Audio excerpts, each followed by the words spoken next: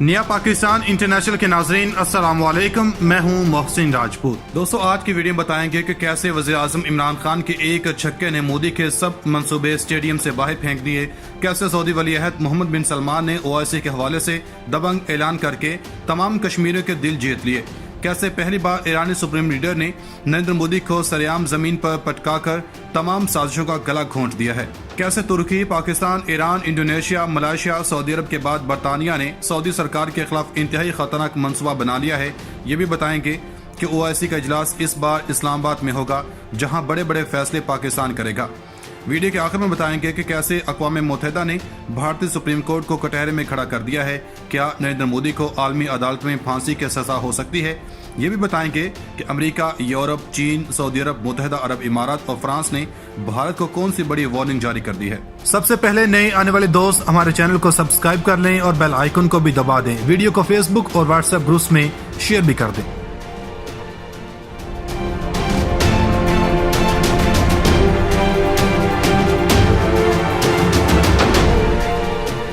دوستو، وزیر اعظم عمران خان نے ایسا شاندار پتہ پھینکا کہ نریندر مودی کے سارے خواب بکھر گئے۔ اسلامی دنیا کے سب سے بہادر رہنما طیب اردگان نے مودی سرکار کو ایسا لتاڑا کہ ساری دنیا نے تماشا دیکھا۔ سعودی ولی عہد محمد بن سلمان نے بھی ایسا دبنگ اعلان کر دیا کہ نریندر مودی کے ہوش اڑا دیے۔ OIC اب ایک مردہ گھوڑا نہیں رہے گی، بلکہ 57 اسلامی ملکوں کے حق کے لیے لڑ کر دکھائے گی۔ محمد بن سلمان نے پاکستانیوں اور کشمیریوں کے دل جیت لیے۔ پہلی بار ایرانی سپریم لیڈر آیت اللہ خامنئی نے بھی سریعام نریندر مودی کو اٹھا کر زمین پر پٹکا اور اس درندے کا سارا غرور خاک میں ملا دیا۔ ترکی، پاکستان، ایران، سعودی عرب اور ملائیشیا کے بعد اب برطانیہ نے بھی اسلامی ملکوں کی ہاں میں ہاں ملا کر سب کو حیران کر دیا۔ کینیڈا نے بھی مودی سرکار کو الٹا لٹکانے کا مطالبہ کر دیا۔ برطانیہ، امریکہ اور کینیڈا میں بسنے والے لاکھوں سکھوں نے بھی کھل کر مسلمانوں کا ساتھ دینے کا فیصلہ کر لیا۔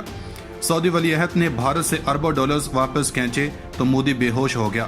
ایسے انتہا پسند اقدامات پر خود مودی کے وزیروں نے اس کا گریبان پکڑ لیا۔ OIC وفد نے آزاد کشمیر کا دورہ کر کے کشمیر میں جاری مظالم سے ساری دنیا کو آگاہ کر دیا۔ کشمیر پر OIC کا اجلاس پاکستان میں بلانے کی یقین دہانی بھی کروا دی۔ 57 اسلامی ملک اب اسلام آباد میں اکٹھے ہوں گے اور بڑے بڑے فیصلے پاکستانی وزیر اعظم کرے گا۔ OIC کے وفد کی عمران خان سے ملاقات میں تمام معاملات طے پا گئے۔ اندرونی کہانی سامنے آئی تو نریندر مودی کے سارے خواب چکنا چور ہو گئے۔ مسلمانوں پر خون کی ہولی مودی سرکار کے اپنے گلے پڑ گئی۔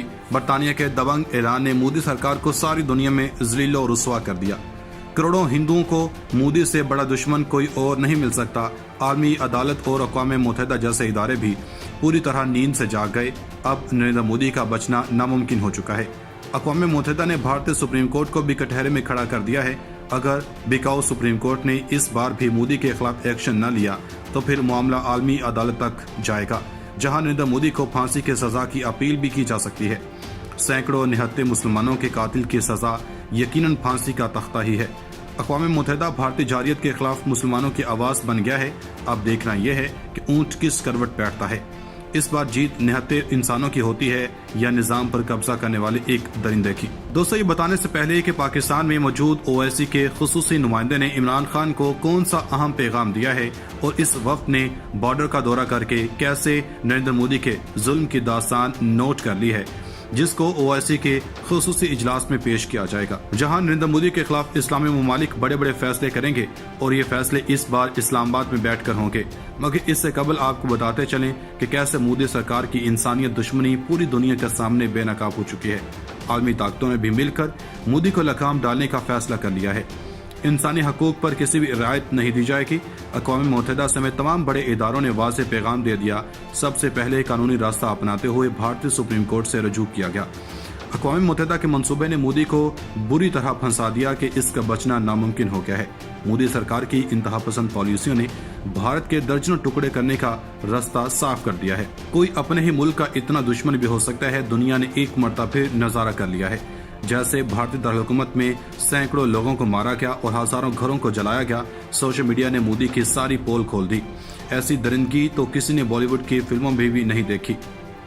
دوستو، مودی اب بری طرح پھنستا جا رہا ہے۔ بھارت کے اندر تو اس ظلم کے خلاف آواز اٹھانے والوں کو ختم کیا جا رہا ہے، تاہم اب مظلوم بھارتی عوام کی آواز اقوام متحدہ، یورپی یونین، OIC اور برطانوی ایوانوں سے بلند ہو رہی ہے۔ یہی بھارتی مسلمانوں کی جیت ہے۔ ساری دنیا نے ان کے حق میں آواز اٹھا دی ہے۔ اور مودی سرکار کا پوری طرح بائیکاٹ کر دیا ہے۔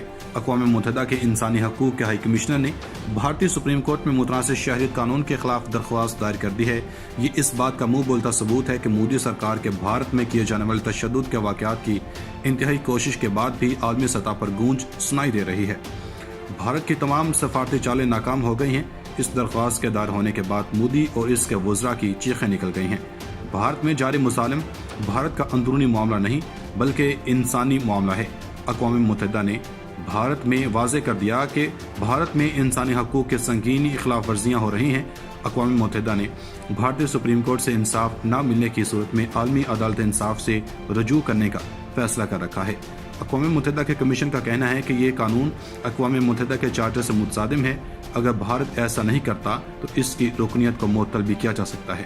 دوستو، برطانوی اراکین پارلیمان نے خارجہ اور دولت مشترکہ کے دفتر پر زور دیا ہے کہ اس معاملے پر بھارتی حکومت سے کی گئی بات چیت کی تفصیلات فراہم کی جائیں۔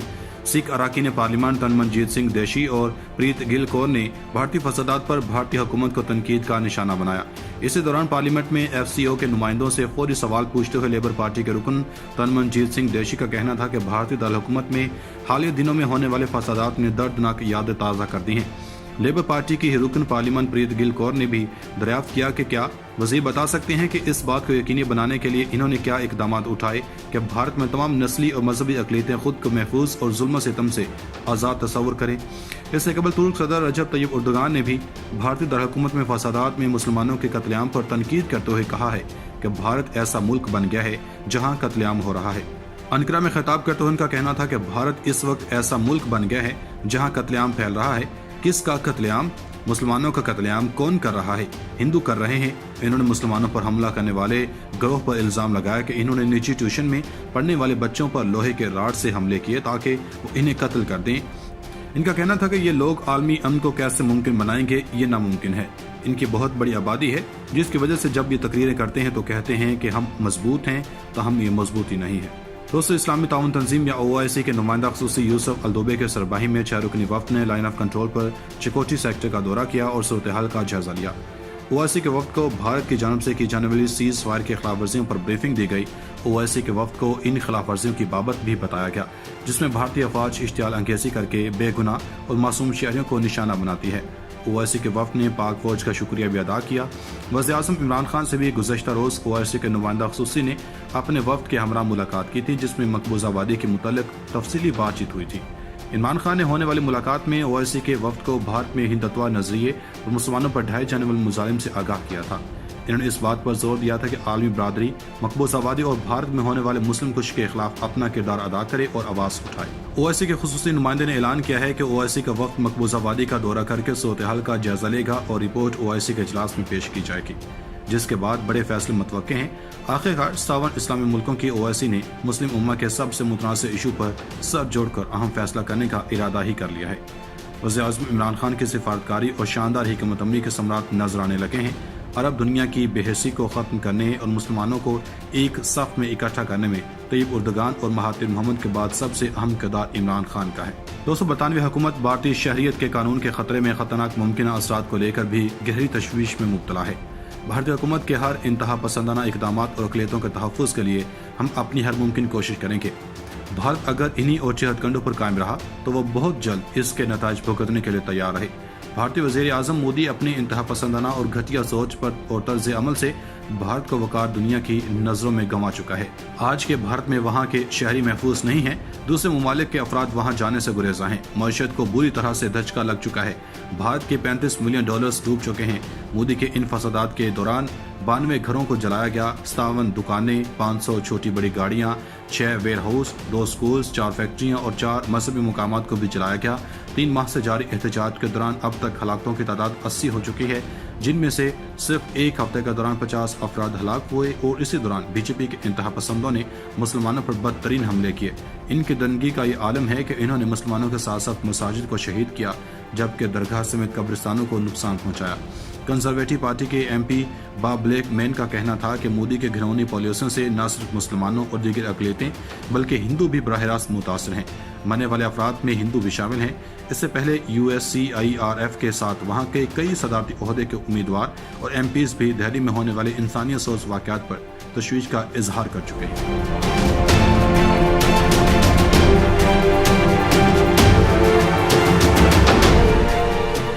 دوستو، دنیا بھر میں مسلمانوں کی کمزور معاشی اور دفاعی صورتحال کو دیکھتے ہوئے سعودی عرب کی وزارتی کونسل نے اس بات پر زور دیا ہے کہ صرف اسلامی تعاون تنظیم ہی کو اسلامی دنیا کی متحدہ آواز کے طور پر کردار ادا کرنا چاہیے۔